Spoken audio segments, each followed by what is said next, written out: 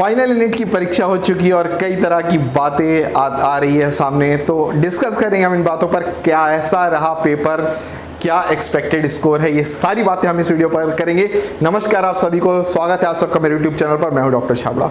जी हाँ, नीट की परीक्षा हो चुकी है। काफ़ी समय से जो टलती जा रही थी, फाइनली वो परीक्षा सफल हो गई। एक खुशी भी है, लेकिन उसके साथ कई चीज़ें, कई बातें सुनने को आ रही हैं। इस देश में कई तरह की चीज़ें चल रही है, तो आइए जानते हैं। सबसे पहले हम बात करते हैं पेपर के बारे में कि पेपर कैसा था। देखिए, पेपर बायोलॉजी सेक्शन की बात करो तो काफ़ी ईजी था, अच्छा था, और लगभग सारे बच्चों का बायोलॉजी सेक्शन अच्छा गया, केमिस्ट्री अच्छा गया। लेकिन जो फिजिक्स की बात करूँ तो फिजिक्स में आकर हम अटक जाते हैं। अक्सर हम मेडिकल वाले हैं तो फिजिक्स हमारे ऊपर से जाता है, ये तो फैक्ट है। तो फिजिक्स में आके बहुत सारे बच्चे अटक गए हैं और फिजिक्स को लेकर काफ़ी लोग परेशान भी है। तो देखिए, घबराइए मत, जो होना था वो हो चुका है। अब इसमें आप कुछ भी चेंजेस नहीं कर सकते हैं। जो आप करके आए हैं परिणाम वही आएगा। आंसर्स की लगभग सारी कोचिंग सेंटर अपने डिक्लेयर कर चुके हैं। इवन हमने भी डिक्लेयर किया। अगर अभी तक आपके पास आंसर्स कीज नहीं है तो नीचे मेरे नंबर दिए गए हैं, उस पर आप कांटेक्ट कर सकते हैं। अपना कोड बताइए, शीट कोड, OMR कोड, हम आपको आंसर कीज भेज देंगे। आप अपने आंसर्स मैच करिए ताकि आपको पता लग जाएगा कि क्या आपका स्कोर लगभग आ रहा है। जल्दी NTA भी आंसर कीज जारी कर देंगी, उसके बाद आपको और कंफर्मेशन आ जाएगा कि क्या आपके स्कोर्स आ रहे हैं।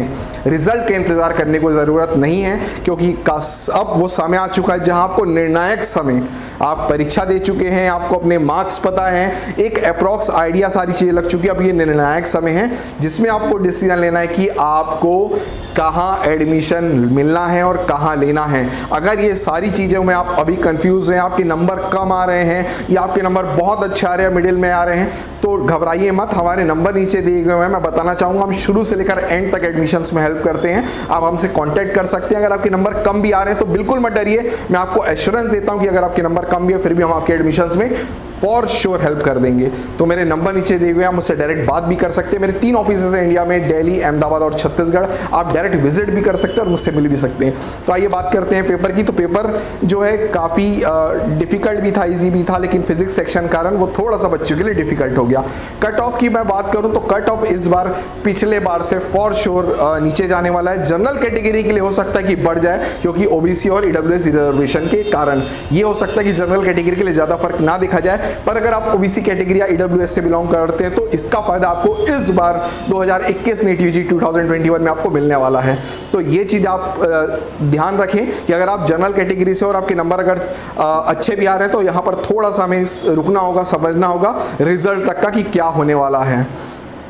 और जो कट ऑफ है पिछली बार के कंपैरिजन में कम रहेगा। ये पहले मैं बता चुका था कि पेपर इस बार थोड़ा सा डिफिकल्ट करेगा NTA, क्योंकि 720 में 720 दो बच्चे पिछली बार ला चुके थे।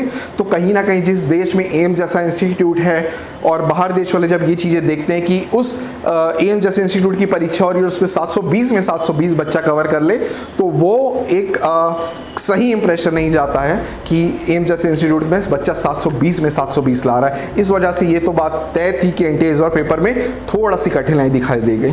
अब जो दो बातें काफ़ी ज़्यादा सुर्खियों पे हैं, पहली बात क्या नीट का पेपर लीक हुआ, और दूसरी बात तमिलनाडु ने जो निर्णय लिया है असेंबली ने कि 12वीं के बेस पर नीट के एडमिशन इस बार होंगे। क्या ये दोनों होने वाला है? तो मैं सबसे पहले हम बात करते हैं नीट का पेपर लीक हुआ।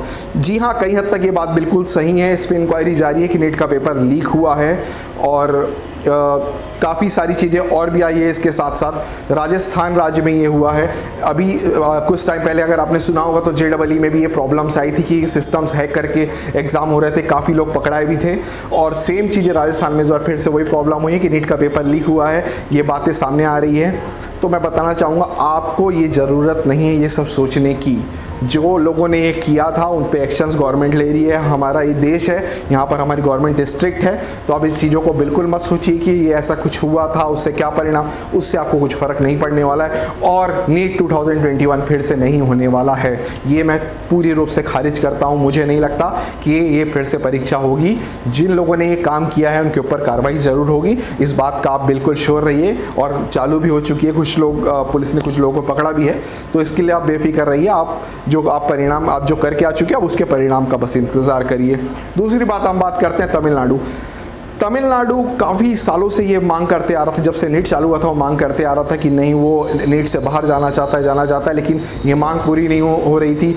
हाई कोर्ट, सुप्रीम कोर्ट तक ये बातें गई थी, सुप्रीम कोर्ट ने भी ये खारिज कर दिया था। तो फिर उन्होंने वहाँ की जो गवर्नमेंट बॉडीज़ हैं, जो इलेक्टेड जो नेता है, इलेक्टेड पर्सनस है, उन्होंने फाइनली अपने पावर का अधिकार यूज़ करके, उनके पास ये अधिकार होता है, उस अधिकार को उपयोग करके असेंबली में बिल को पास किया है कि 12वीं के बेस पर वहाँ पर एडमिशन होंगे। उसकी वजह से काफ़ी समय चल रहा था, लेकिन ये सुर्खियों में ये बात तब आई कि अभी हाल में ही एक जिले, तमिलनाडु के एक ज़िले में एक बच्चे ने नीट के प्रेशर में आकर सुसाइड कर लिया था वो बच्चा। इस वजह से ये बात काफ़ी ज़्यादा सुर्खियाँ पकड़ी, आग लगी इस बात पे और ज़्यादा, और फाइनली असेंबली में बिल पास हो चुका है। लेकिन मैं आपको बता दूं, जब तक प्रेसिडेंट इस बात को अप्रूवल नहीं देते हैं तब तक ये बिल लागू नहीं होगा। ये ज़रूर वहाँ असेंबली में पास हो चुका है, और मुझे लगता है कि इसको लागू करने से और भी राज्य इस बात पे अड़ेंगे कि उन्हें नीट नहीं करना है। तो शायद ये कहीं ना कहीं थोड़ा सा मुश्किल निर्णायक समय, बहुत मुश्किल निर्णायक समय है, पर मुझे लगता है कि ये खारिज कर दिया जाएगा, क्योंकि अगर एक राज्य को ये बेनिफिट मिलता है तो दूसरे राज्य भी आएंगे इस बेनिफिट को लेने के लिए।